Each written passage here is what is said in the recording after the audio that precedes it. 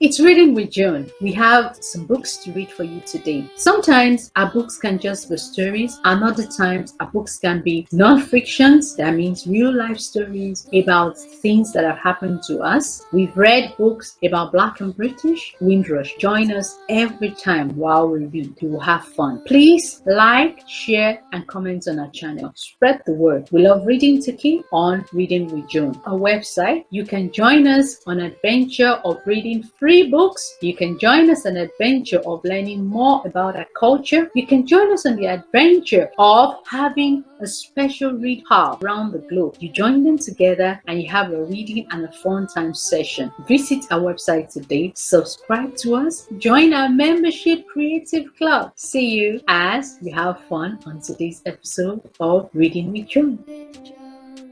The place for all the fun. Have a great time. Come join us, come. Hi kids, you're back for another interesting story on Reading with Joan. I hope you enjoyed our last week's story. Can you remember? The singing turtle? Learn to keep secrets. That was the lesson we learned. Today, we have another interesting story, still from the Tales from the Caribbean. And the title of today's story is The Girl with a Star on Her Head. It's another folktale from Haiti. Oh, Haiti stories are very, very interesting and they have lots of lessons. Let's see the lessons we'll learn from today. It was said that some babies were born with stars on their forehead. And it is said that some babies got the stars when they grew older. These stars are visible to the ordinary human eye, but they are there nevertheless. Not even the child who had the star on his forehead knew that it was there because it was invisible. These stars, I'm told, are put on the child to mark them for extra protection. If something bad was going to happen to them, the stars will find a way to protect them. Amelie was such a child, born with an invisible star on her forehead. Now, Amelie's mom had died when she was still a baby, and that left her father to take care of her. Amelie's father was worried, as he didn't think he was very good at doing the things that she's seen his wife do with the baby, feeding her and rocking her to sleep. But when she had heard Amelie, the love oozed out of him. She felt so comfortable in his hands that she had in her mother's. Amelie's father was still afraid that her daughter might miss out of the most important thing if he did not marry again. However, so he quickly became engaged to someone new so that his daughter could have a mother in her life. Although Amelie's father was doing what he thought was right, the woman he chose to be Amelie's stepmom wasn't someone who had Amelie's best interest at heart. Amelie's stepmother had two daughters of their own, and they were spoiled and greedy. When they met Amelie and saw how beautiful she was, both inside and outside, they were extremely jealous of her and treated her badly. That sounds like Cinderella, guys. In front of her father, they could speak sweetly about Amelie, but whenever they were alone with their mother, they would say, "Mom, why must we share a room with that ugly wretch?" And their mother would reply, "It won't be forever. We will soon get rid of her." One day, Amelie's father was offered a job in a faraway land, a job that would give him lots and lots of money, but that would mean he would spend time away from home. Though he needed the money as his new wife didn't work, Amelie's father didn't want to leave his family, so he asked his wife what he should do. "Of course, you should take the job," said the wife. She was a greedy woman and cared not that she would barely see her husband. And so he did. It was a sad day for Amelie when her father left because she loved him so dearly. She knew how her stepsister hated her and how her stepmother only treated her well when her father was around. Without him at home, life for her would be very different. And she was right. As soon as Amelie's father left, Amelie's stepmother and the daughters began to whisper to each other and giggle all the time, looking over at Amelie. "Mother, you promised that you would get rid of her," said one daughter. "Yes, mother, when will it be?" asked the other. soon, said Emily's stepmother. Emily's father worked very hard while he was away and sent lots of money to his new wife so she could take care of the home and the family. But she only looked after herself and her daughters. She brought them pretty clothes and jewelry, and she brought nothing for Emily, who wore only rags. One day, Emily's stepmother made a visit to an evil wizard in a nearby town and told him she wanted to get rid of his stepdaughter. Now, the evil wizard was happy to do this as he was a wicked man through and through. Very well, madam, he said. I will come at midnight, marking my arrival with the sound of a crook crowing, and I will take your stepdaughter away. Be sure to leave her outside for me to collect, as I cannot come indoors to get her. My powers only work outside. So, that was the arrangement. Emily's stepmother was to leave Emily outside the house at midnight, like a bag of rubbish. The wicked wizard would collect her and take her away. Emily's stepmother told her daughter about the plan, and they told Emily nothing. Now, Emily didn't trust any of them, but she had to live with them. So she tried to get on with them the best she could. She suspected they were probably up to something, but she didn't know that. Emily called one of her stepson's sister. Let's play a game. That was unusual for a start, as neither of the stepsister would play with Emily. What would you like to play? Emily asked cautiously. Hide and seek, said the stepsister. They had already discussed their plan with each other. Emily didn't want to be unfriendly, so she agreed to play hide and seek with them. She would hide and you seek me out, said the sisters. Emily agreed. But first, let's go outside, she said. There is not enough room in the house. There is nowhere for us to hide inside. So Emily and the stepsisters went outside. Close your eyes and count to 10, they told her, and Emily did so. As soon as they saw that Emily's eyes were closed, Emily's stepsister ran straight back into the house and went inside, locking the door behind them. When they had finished counting, Emily opened her eyes and began looking for the stepsister on the street. Emily, of course, they were nowhere to be found. Emily looked and called out for them until nighttime, but she couldn't find them anywhere. Meanwhile, her stepsisters were snuggled up in bed, caring nothing of her safety. As it got later and later, Emily got frightened. She did not like the darkness very much because she knew that was when witches and wizards comes out. But she was worried for her stepsisters and didn't want to leave them outside. She carried on searching for them, but still, of course, couldn't find them. Finally, she gave up and decided to go home to ask for her stepmother's help. It was almost midnight when she reached the house. But try as she could, the door was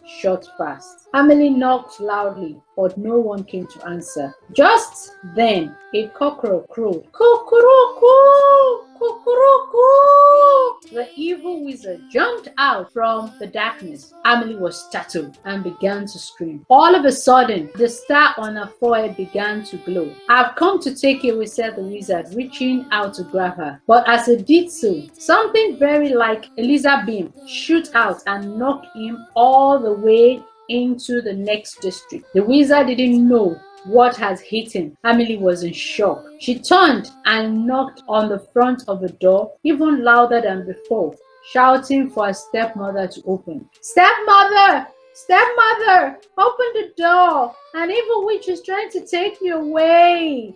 But the stepmother just laughed and turned over to sleep. No! I won't open the door. If the evil wizard wants to take you, he can keep you, he said. Stepmother! Stepmother! Open the door! Called Emily. Child, go and trouble your father and leave me alone, shouted the stepmother. Emily didn't know what to do. She hoped and prayed that the wizard would not come back. But alas, the cockerel crowed again. Cockerel-coo! Cockerel-coo! The evil wizard jumped out of the darkness once more and reached out to grab Emily. You are coming with me, he said. And just as before, the star on Emily's forehead lit up and the laser beam shot out and knocked him into the next district. This time, Emily noticed that the light was coming from her forehead. "What's going on?" she asked. The star on her forehead answered, "I'm here to protect you, but my strength is weakening. I can knock out the wizard 7 times only to buy you some time to get away. But after that, you're on your own." "But where have you come from? Who are you?" "Your mother sent me," said the star. "When she saw who your father married after she died, she wanted to protect you and make sure you're safe from evil. But hurry, we don't have much time. Get indoors before the wizard comes back. He can only harm you when you're outside at night." Emily listened to what the star told her and knocked the door again, even louder than before. "Stepmother! Stepmother, please open the door! The wizard is coming to kill me." "Can't hear you," said the wicked stepmother. "I don't care if the wizard kills you. In fact, I wish you're dead." As the stepmother spoke, the cockerel crowed once more. "Cuckoo! Cuckoo!" The evil wizard once again jumped out of the darkness, reached out to grab Emily, and for the third time, the star on Emily's forehead lit up and the laser beam shot out and knocked the wizard into the next district. Each time the star hit the wizard, it became weaker. Just 4 more hits and all his strength would be gone. Meanwhile, Emily's father was still working hard to make money for his family, and he knew nothing about his daughter's suffering. But as he walked away, his mind drifted and he started thinking about his first wife. He missed her so much. That night, when he went back to sleep in his lonely cabin, his first wife came to him in a dream. "You must go home quickly and look after Emily," she said. "Our daughter needs you. Your new wife has sent an evil wizard to take her away." Emily's father couldn't believe what he was hearing, but he trusted his first wife and loved her very much. He believed that she would only come back from death to tell him something if it was true. "So what should I do?" asked Emily's father. "I am far away from Emily in another country. How can I save her? She has a star of protection on her forehead, and that's knocking the wizard's strength, but it will only last a short time. You must wake up and take the first form of transport you see and go back home as fast as you can. When you reach home, run the wizard, your new wife, and the children out of town." Emily's father was overwhelmed by everything he was hearing. Nevertheless, he knew the time he had was short. So he got up straight away and did as his first wife told him. There was no planes in those days, so the man had no idea how he was going to get home in time to save his daughter. And he stepped out of the cabin. The man saw a skinny donkey grazing. His dead wife has told him to take the first form of transport he saw. Surely she could not have meant the skinny donkey. But being an obedient man, Emily's father approached the donkey, got on the back, and at once the donkey took off in great speed. Back at the house, Emily was outside on her knees. The wizard had continued to try to capture her, and the star on her forehead had protected her and knocked him back 5 times in total. Emily cried out to her stepmother, "Stepmother! Stepmother! I beg you to please open the door. I have only 2 chances left. The strength in my stars runs out. The wizard will destroy me for sure." "I don't care," said the stepmother. "Now you go away and don't disturb me again." And she went back to sleep. "Cuckoo! Cuckoo!" And the wizard jumped out from the darkness and he reached out to grab Emily the 6th time. This time, only a dim light came from the star on Emily's forehead, and it managed to push the wizard over a little. The star's strength was wavering, and Emily's strength was fading away. "Ha ha ha ha!" laughed the wizard. "Is this the best you can do? Now you are all mine." And as the wizard grabbed Emily's hand for the 7th time, a tiny light flashed from her forehead. The wizard lost his balance, but he shook himself and carried on reaching towards Emily. Then suddenly there was a gush of wind. It was Emily's father on a donkey, just in time to rescue his daughter. "Get away!" he shouted. He grabbed the evil spider with all his strength. "Let me go!" cried the wizard. I'm going to destroy her and you. But Emily's father did not let him go. Instead, he grabbed the evil wizard on the donkey and they flew to the coast. There he threw the wizard into the sea and was never seen again. As for the stepmother and the stepsister, Emily's father went back, woke them up from the sleep, and only threw them out of his house forever. And the old man and his daughter lived happily ever after. Kids, did you enjoy the story?